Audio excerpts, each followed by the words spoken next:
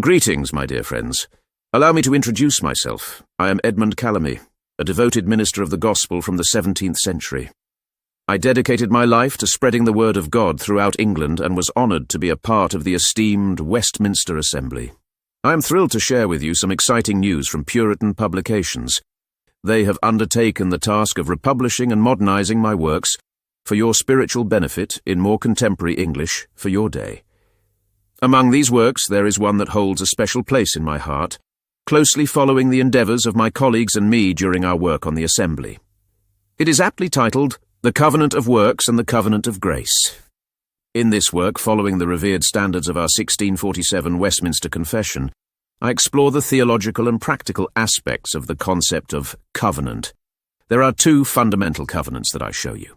The first is the covenant of works, where all individuals by their very nature find themselves burdened with the pollution and guilt of Adam's sin, and are subject to the curses and penalties associated with breaching that covenant.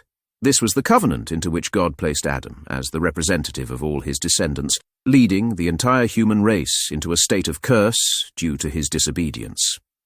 The second covenant, the covenant of grace, is a divine pact made by God the Father with Jesus Christ from the beginning of time to save the seed of the woman.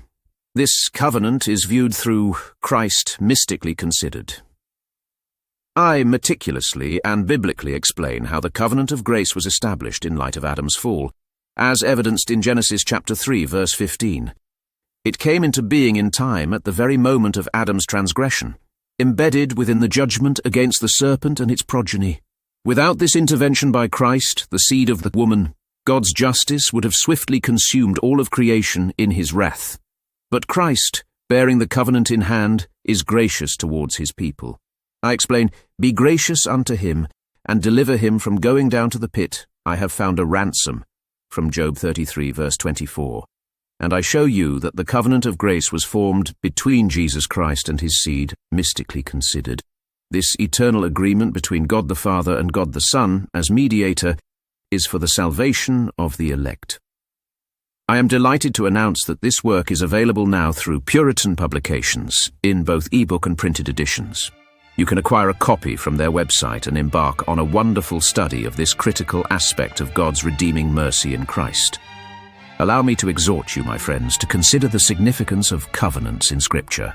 The entirety of the Bible hinges on the concept of covenant. Should one misunderstand the covenants, they risk misinterpreting the entire Bible and jeopardizing their understanding of salvation, endangering their eternal life. There is no greater study than understanding how Jesus Christ, through the covenant of grace, rescues his seed from eternal damnation, and how God reverses the consequences of the fall to bring about eternal life. May you find abundant blessings in your pursuit of understanding how these principles apply to you, both in the context of the fall and in the context of salvation. May your growth in grace be for the glory of God and your spiritual enrichment. Amen.